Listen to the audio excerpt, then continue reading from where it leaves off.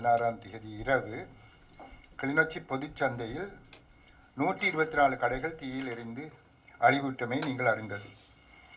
இது சம்பந்தமாக அறிந்தவுடன் 17/9/2016 அன்று நேரில் சென்று நாங்கள் நிலைமையை ஆராய்ந்து பாதிக்கப்பட்ட வியாபாரிகளுடன் கலந்துரையாடி அவர்களுக்கு எமது ஆறுதலை தெரிவித்தேன்.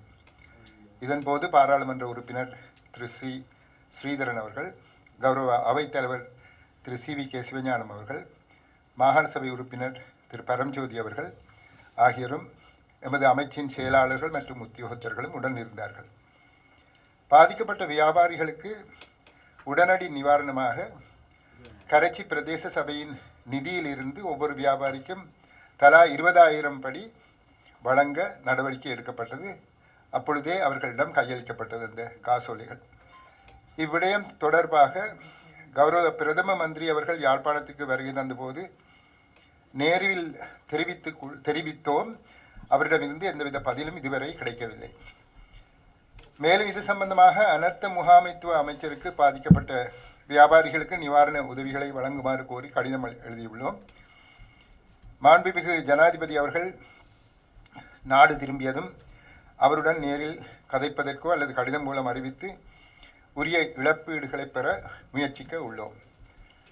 வணிக வியாபாரத்துறைக்கு பொறுப்பாக உள்ள அமைச்சர் என்ற வகையிலே கௌரவ டெனீஸ்வரன் அவர்கள் தனது அமைச்சின் ஊடாக பாதிக்கப்பட்டவர்களுக்கு ஏதாவது உதவிகளை வழங்க நடவடிக்கை எடுத்தால் அதனையும் வரவேற்கின்றோம். அவர் அவ்வாறு எடுப்பதாக குறிப்பிட்டிருந்தார். அப்படியான நடவடிக்கைகளை எமது அறிதலுடன் மேற்கொள்வதன் மூலம் மீண்டும் மீண்டும் ஒரே நபர்களுக்கு ஒரே விதமான உதவிகள் கிடைப்பதை தவிர்க்க உதவியாக இருக்கும். நன்றி. போகின்றது மாவட்டத்திற்கான. ஆகவே ஒரு நிரந்தரமான கட்டிடங்கள் அமைப்பதற்கான ஏற்பாடுகளையும் நாங்கள் செய்து கொடுத்தால் பொருத்தமாக இருக்கும் என்று நினைக்கின்றேன். அந்த வகையில் கௌரவ முதலமைச்சர் அவர்களுக்கு எனது மனமார்ந்த நன்றிகள். இன்னும் வேகமாக எங்களுடைய இழப்பீடுகள் தொடர்பாக நடவடிக்கைகள் எடுக்குமாறும் அன்பாக கேட்டு நிற்கின்றேன். என்னுடைய அமைச்சர் தலா 50,000 ரூபாய் வழங்குவதாக இருக்கிறார். அந்த நிலையில திடீரென்று பட்டியலை 54 ஆக்கி விட்டார்கள். அதனாலே அவருக்கு வழங்க முடியவில்லை.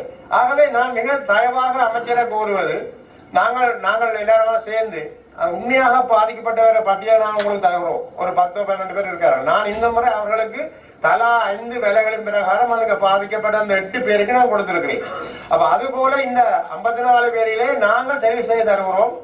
அதுல உண்மையாக பாதிக்கப்பட்ட அந்த 10 குடும்பத்துக்கும் கௌரவ அமைச்சர் அவர்கள் அந்த தலா சொன்னது போல தலா 50,000 கொடுக்க வேண்டும் என்பதும் வரது. இதுக்கான விசேட நீதி ஒன்றை வடக்கு மாகாண சபையிலே உருவாக்க வேண்டிய தேவை எங்களுக்கு இருக்கிறது.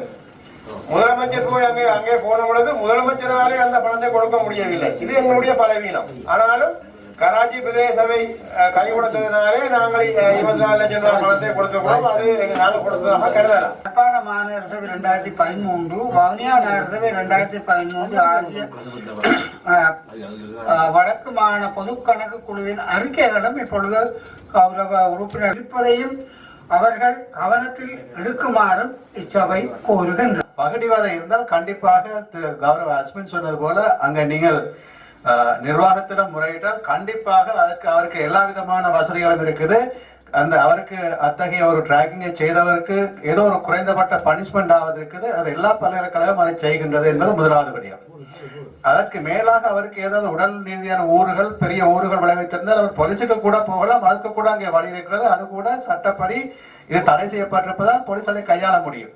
இவர் போகாமலே இருப்பது என்பதற்கு அவர் சொன்னது போல என்னென்ன காரணம், அவருடைய பொருளாதார காரணமாக இருக்கலாம் அல்லது வேறு வித காரணமாக இருக்கலாம். இது ஒரு சரியான கருத்தாக இங்கே நாங்கள் பேசுவதற்குரிய ஒரு விடயமாக எனக்கு படவில்லை.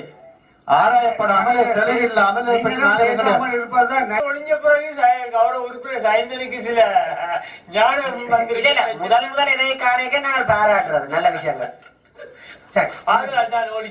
அதனால் இந்த இதை கருத்து கொண்டு தயவுசெய்து நீங்கள் முதலில் இந்த நிதி தேவைக்கு ஒரு கணக்கீடு செய்து அதை ஒரு குறைநிரப்பு என்னென்ன மேலதிகம் மனமான சபை தான் இதை நிர்வகிக்கணும். நாங்கள் வேற அமைச்சுகள்கிட்ட போக வேண்டிய தேவையில்லை. வடமான சபைக்கு ஒரு மேலதிக நிதி தேவையாக நீங்கள் திரை சபைக்கு அதுக்குரிய நிதி தேவையை விண்ணப்பிக்கும் கேட்டுக்கொள்ளுங்கள்.